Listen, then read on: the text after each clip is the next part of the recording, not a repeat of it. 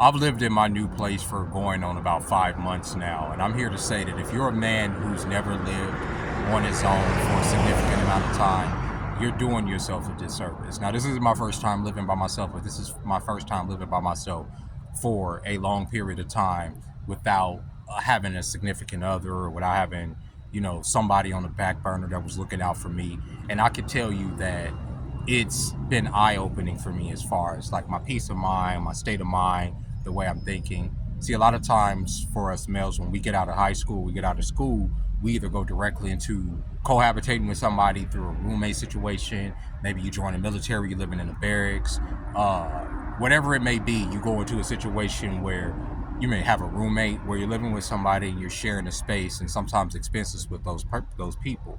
And I don't think until you actually, or at a young age, you have children with the person that you're cohabitating with, and your focus becomes the children and the family, as especially as a young adult, as it should.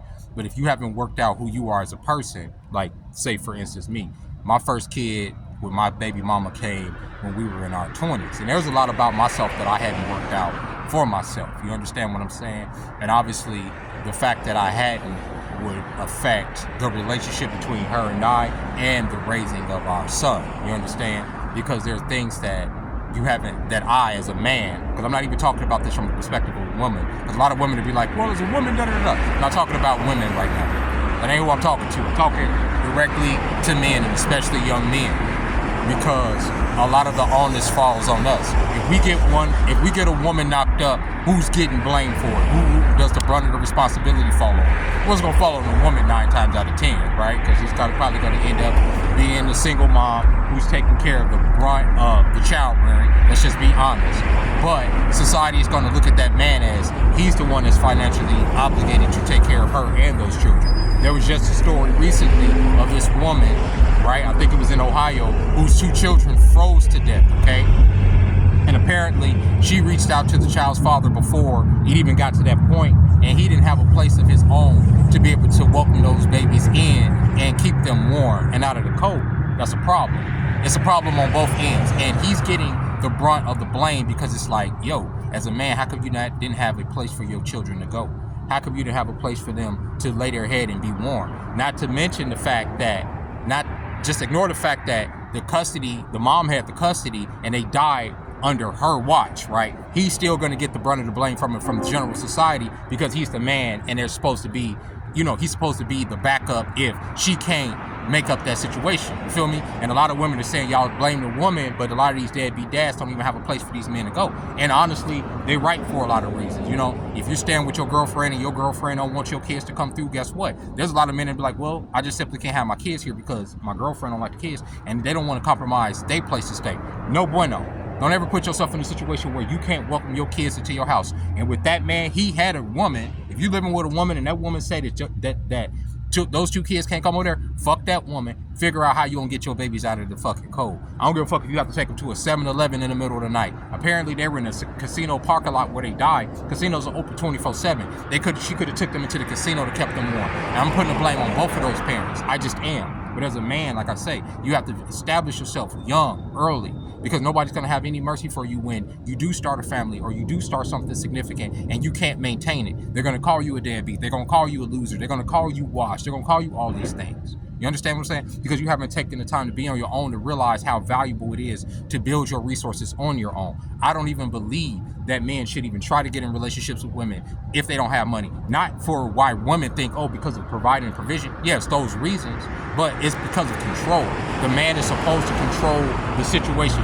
He's supposed to lead. They say the leader, right? So I'm supposed to control how this whole situation is working, how we live in.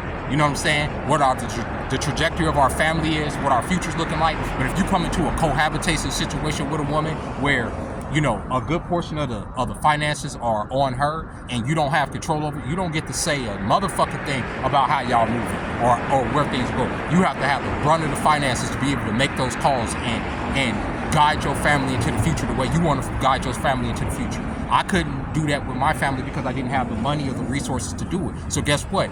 The baby mama was like, yo, it is what it is. I'm going to just go ahead and run this motherfucking family right into the ground because I want to. You understand? As long as the kids are alive, it don't matter if they're freaking well-adjusted people that can take care of themselves in society. As long as I'm this single mom that can raise them to maturation, it is what it is. She didn't give a fuck.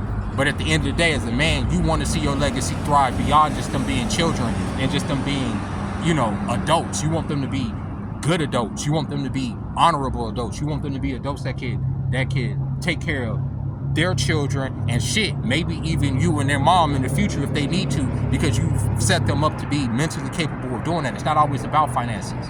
But we living in a time where what we do, we get in a situation where we're at the mercy of women. We're at the mercy of who we're with because just shit's expensive. Rent's expensive. Life's expensive. You know what I'm saying? So by proxy, love is expensive. Maintaining a family is expensive. You understand what I'm saying? I always say, you know what I'm saying? Y'all know what I'm saying. It's expensive, bro. It's not easy. So live by yourself for a while. Learn how important it is to maintain yourself, like as far as food, as far as cleaning supplies, as far as rent, as far as bills, and how you want to move.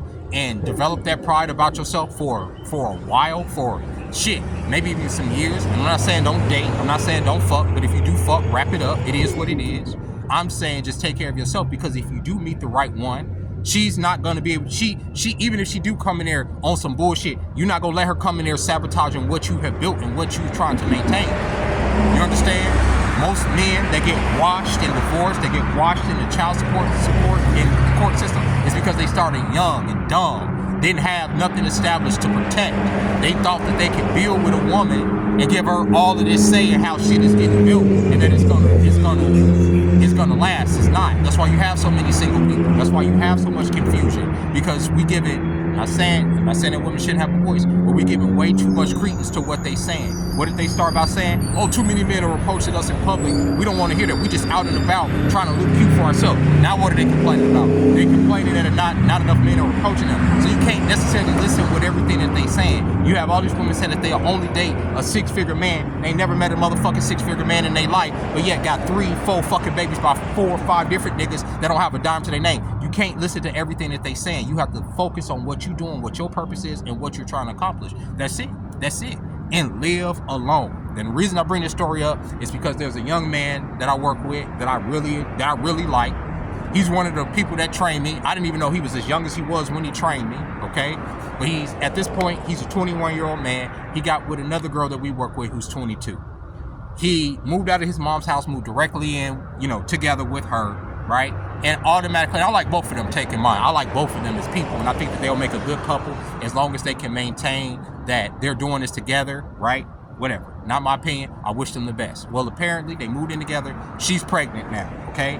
They're excited about the baby. I'm excited for him, but a lot of people are giving, their opinions behind their back about, oh, why is he so young, and he shouldn't have got her pregnant right now. He just turned 21. And my thing is this. Sure, I agree with y'all because he needs time to live alone and know who he's going to be as a person. But and it's scary because right now, they're really in love. They really enjoy his company. But you can't tell a young person that you need to be by yourself. And now, this woman that he's with, she's 5 months pregnant. She's showing.